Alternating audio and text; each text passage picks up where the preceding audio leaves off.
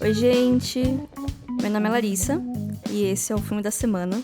Estamos aqui de novo para mais um episódio. Nessa última semana, eu assisti um filme que ele é muito bom, ele é muito engraçado. Eu comentei um pouco no meu Instagram, só que eu não vou fazer um episódio sobre ele porque ele é muito difícil de achar. Ele é praticamente impossível de ser assistido de maneira legal aqui no Brasil. Longe de mim incentivar a pirataria. Mas mesmo assim foi difícil de achar esse filme. O título em português é Como Eliminar Seu Chefe. Em inglês é o 9 to 5. Eu fui atrás dele por causa da música tema da Dolly Parton. A Dolly Parton também, ela é uma das protagonistas do filme. E as outras duas protagonistas são a Jane Fonda e a Lily Tomlin. Isso mesmo, a Grace e a Frank. E o filme é de 1980 e tem essas três mulheres protagonistas. Ele se passa no ambiente de trabalho, é um filme sobre ambiente de trabalho, é uma comédia, não tem romance e envolve ter que lidar com um chefe escroto. E é muito engraçado. As situações são muito absurdas. Ele tem as coisas que não envelheceu tão bem, afinal é um filme de 40 anos. Mas assim, é uns 10% do filme. O resto é muito divertido mesmo. Fica aí a recomendação para quem conseguir achar, para quem tiver oportunidade. Às vezes está passando nessas sessões da meia-noite aí de canais aleatórios da TV e vale a pena parar para assistir. Mas esse não é o filme da semana. O filme da semana, eu escolhi ele aproveitando essa nova onda de filmes do Estúdio Ghibli que entraram na Netflix recentemente.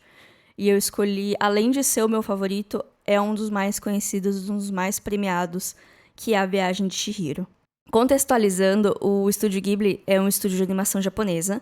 Ele foi fundado nos anos 80, 86 eu acho que foi. O primeiro filme deles foi O Castelo no Céu.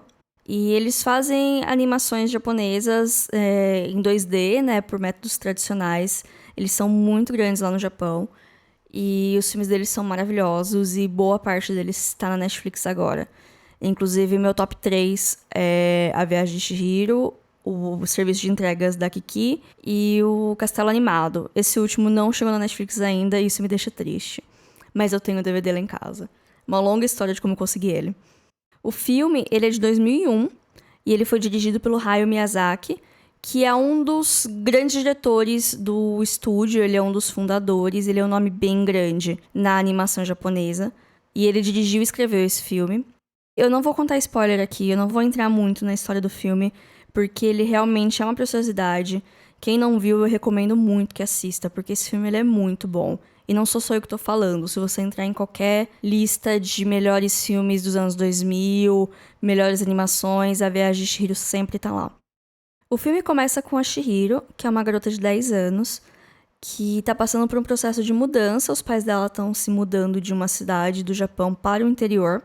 E aqui é meu local de fala, porque eu passei por uma mudança de cidade quando eu tinha mais ou menos a idade dela.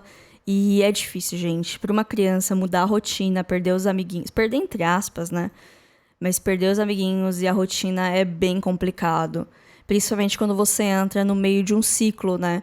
Que meio que todo mundo já se conhece, você é o aluno novo. Se você sabe tirar vantagem disso, você consegue. Se não, como é no meu caso, nem tanto. Os pais estão viajando, Chihiro tá emburrada, eles se perdem. Resolvem parar o carro e dar uma explorada, por que não? Acabam chegando num lugar que parece um parque de diversões abandonado, é tudo muito estranho. Eles, nossa, que coisa. Aí tem um restaurante e eles resolvem comer nesse restaurante. E a Chihiro tá emburrada, ela não come. Ela vai dar uma passeada em volta, ver o lugar estranho. Aí no que ela volta, os pais dela viraram porcos. E de repente, o parque abandonado não é um parque abandonado. Ele é tipo uma casa de banho, é meio que um resort para espíritos. E demônios, e deuses, e todo tipo de criatura mística do folclore japonês que dá para encaixar no filme. Tem uns bichos muito estranhos, umas criaturas assim. E quando eu falo demônio, em muitos lugares na legenda é usado a palavra demônio para se referir a algumas entidades em vários filmes do Estúdio Ghibli. E aqui eu vou voltar e explicar a origem da palavra demônio, porque eu fui atrás e eu pesquisei. A palavra daemon, ela vem do grego. Ela tem muitos significados que podem ser desde alma até espírito e outras conotações místicas. vários filósofos antigos debatiam sobre o que seria os Daimon e não sei o que tem, não sei o que lá. Mas, assim, em resumo, o que muitos deles parecem concordar é que são seres que estão entre os mortais e as divindades. Então, a aplicação para folclore seria basicamente tudo que é meio mágico, mas não é um deus. Então, fadas, duendes, gênios, saci, poderiam entrar aí. Pode ser um problema de tradução, ou algumas criaturas da cultura japonesa virem pra cá como demônios? Talvez. Mas o que é um consenso é que elas não são necessariamente más. Geralmente elas são neutras e as atitudes delas acontecem de acordo com as necessidades dela. Alguns são mais inclinados a serem maus, outros mais inclinados a serem bons, mas geralmente eles são neutros e assumem o que a história precisa que eles assumam. Inclusive, essa mesma origem da palavra é dos Demons dos livros da Fronteiras do Universo, que agora tem a série também.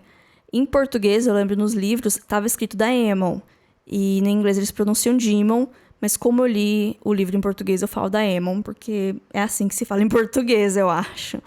Aí, Daemon acabou virando a origem da nossa palavra para demônio e diabo, e de acordo com a sociedade cristã que vivemos hoje, tem todo tipo de conotação negativa.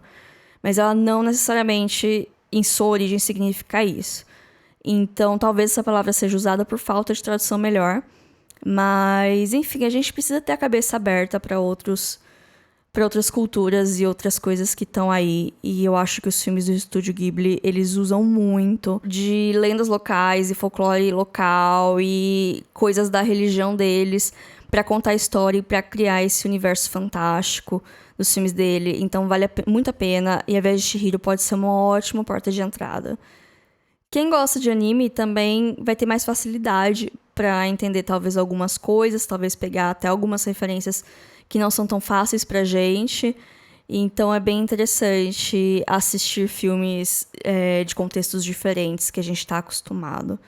A Chihiro, ela se vê nessa situação cheia de criaturas em volta dela, e ela basicamente tem que cumprir algumas missões para conseguir resgatar os pais dela, fazer os pais dela voltarem a ser humanos, e é claro que ela aprende uma grande lição com isso. Existem várias teorias da conspiração sobre o real significado do filme, mas o próprio diretor já falou que isso não é verdade, que, tipo, o filme é uma aventura da menina e não tem... é uma metáfora para a sexualidade feminina. Não, não é, gente. Não fica lendo o creepypasta da internet. Uma curiosidade do processo criativo do Miyazaki é que ele começa o filme sem roteiro. Ele começa a desenhar os storyboards e com isso ele vai montando as cenas e com isso ele vai desenvolvendo o roteiro. O roteiro vem depois dos storyboards e o filme acontece e é maravilhoso. É maravilhoso. O filme, ele fez muito sucesso. Ajuda que ele ganhou uma distribuição da Disney nos Estados Unidos. E então, com isso, deu uma ajuda no filme em campanha de premiação, tanto que ele ganhou o Oscar de filme de animação em 2002. A categoria tinha acabado de surgir, a categoria foi criada em 2001, o primeiro vencedor foi Shrek, e logo no segundo ano quem ganhou foi A Viagem de Chihiro, que até hoje é o único filme em língua não inglesa a ganhar o prêmio, e também o único filme em animação tradicional, em 2D, a ganhar o Oscar. O que é bem curioso, dado o histórico da categoria, que hoje em dia virou uma festa da Disney Pixar, inclusive esse ano, né, que, assim, Toy Story 4 não merecia.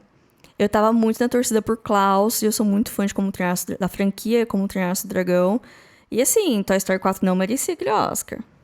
O filme também foi sucesso de bilheteria, ele fez muito dinheiro. Ele custou uns 15 milhões de dólares e ele ganhou mais de 300 milhões. Ele fez muito dinheiro no mundo todo. E, inclusive, ele chegou na China só no ano passado.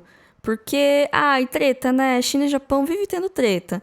Aí, só o ano passado que o filme foi lançado no cinema lá, e tava no meio do ano competindo com Toy Story 4 e tava fazendo mais dinheiro que Toy Story 4 na China. Então, assim, gente, o filme é bom. Então é isso, gente. Assistam esse filme, assistam outras animações do Estúdio Ghibli. Comentem comigo o que vocês acham. Vão lá no Instagram, @filme.da.semana. Me contem o que vocês acham, outros filmes do Estúdio Ghibli que vocês gostam. Deem chances para filmes um pouco fora do circuito de Hollywood, porque tem muita coisa boa por aí. Não é só Parasita. Parasita também é muito bom, mas tem muita coisa boa escondida por aí. Então vale a pena. E é isso, gente. Até mais. Obrigado por ouvir até aqui. E a gente se vê semana que vem.